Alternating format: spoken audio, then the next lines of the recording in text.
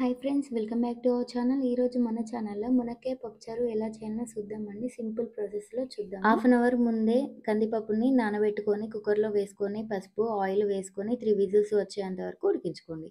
తర్వాత మునక్కాయ, టమాటా, బెండకాయ, పచ్చిమిర్చితోటే చేస్తున్నానండి. పచ్చిమిర్చి ఒక 17, 18 వరకు తీసుకున్నాను. అలాగే చింతపండు ఒక 2 వంకాయలని కట్ చేసి వాటర్లో వేసుకోండి.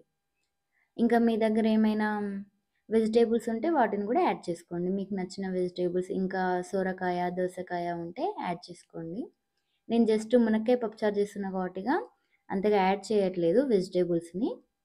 పాన్ పెట్టేసుకొని ఆయిల్ వేసుకొని జీలకర్ర, ఆవాలు, మునక్కాయ, బెండకాయ వేసుకొని కొంచెం ఫ్రై అయ్యాక పచ్చిమిర్చి, వంకాయలు వేసుకొని వీటిని ఆయిల్‌లో బాగా ఫ్రై అవ్వనివ్వాలి. పచ్చిమిర్చితో చేస్తే మనకు ఈ పప్పుచారు అనేది బావుంటుందండి.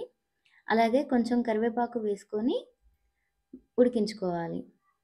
ఈ మునక్కాయ, బెండకాయ, వంకాయ ఒక 50% ఉడికిన తర్వాత టమాటా వేసుకోవాలి. అలాగే ఒక పెద్ద సైజు ఎల్లిగడ్డని ఇలా కచ్చపచ్చగా దంచి వేసుకోవాలి. ఎల్లిగడ్డనే వేసుకోవాలండి. అల్లం పేస్ట్ అస్సలు వేసుకోవద్దు పప్పుచారులోకి. అలాగే కొంచెం పసుపు వేసుకొని ఒకసారి బాగా కలుపుకొని టేస్ట్‌కి సరిపోను సాల్ట్ వేసుకోవాలి. మనకి కారం ఏం అవసరం లేదు గదా! పచ్చిమిర్చితోటే చేస్తున్నాం కాబట్టి ఓన్లీ సాల్ట్ వేసుకుంటే సరిపోతుంది. అలాగే ఒక పెద్ద నిమ్మ సైజు చింతపండుని నానబెట్టుకొని చింతపండు రసాన్ని వేసుకోవాలి. వేసుకొని ఈ చింతపండు రసం అనేది ఇప్పుడు ఈ ముక్కలతోటి ఒక 5 మినిట్స్ ఉడికించుకోవాలి.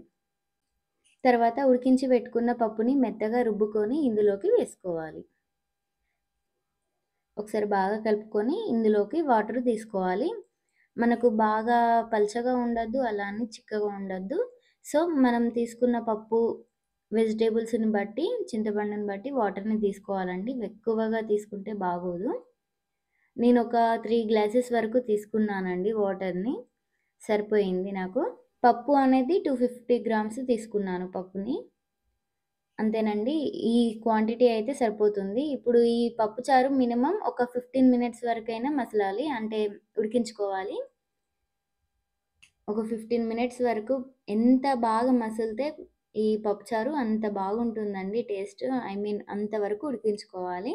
మనకు ఈ పైన నురుగనేది వస్తుంది గదా! ఇదనేది పోయేంత వరకు ఉడికించుకుంటే సరిపోతుందండి. ఇంతే టైం అనేది ఏం లేదు. ఈ నురుగు పోయేంత వరకు ఉడికించుకోవాలి. అలాగే లాస్ట్‌కు ఒక స్పూను జీలకర్ర మెంతుల పొడి వేస్తున్నాను. జీలకర్ర మెంతుల పొడి పప్పుచారులో చాలా బావుంటుందండి టేస్ట్. అలాగే చివరగా కొంచెం కొత్తిమీర వేసుకోవాలి. చూడండి ఫ్రెండ్స్, మనకు సైడ్‌లకి ఆయిల్ అనేది వస్తుంది. అలా వస్తే మనకు పప్పుచారు అనేది పర్ఫెక్ట్‌గా వచ్చినట్టే. ఇంకొక 5 మినిట్స్ ఉంచుకొని స్టవ్ ఆఫ్ చేసుకుంటే అయిపోద్ది. చాలా సింపుల్ ప్రాసెస్ కదండీ పప్పుచారు అనేది. మీరు కూడా తప్పకుండా ట్రై చేయండి ఫ్రెండ్స్. ట్రై చేసి మీకెలా వచ్చిందో నాతో షేర్ చేసుకోండి. ఇలాంటి మరెన్నో సింపుల్ రెసిపీస్ కోసం మన ఛానల్‌ని లైక్ చేసి, షేర్ చేసి, సబ్స్క్రైబ్ చేసుకోండి ఫ్రెండ్స్. చాలా సింపుల్ ప్రాసెస్ తోటే మీ ముందుకు వస్తూ ఉంటానండి. తప్పకుండా మీరు నాకు సపోర్ట్ ఇస్తారని అనుకుంటున్నాను.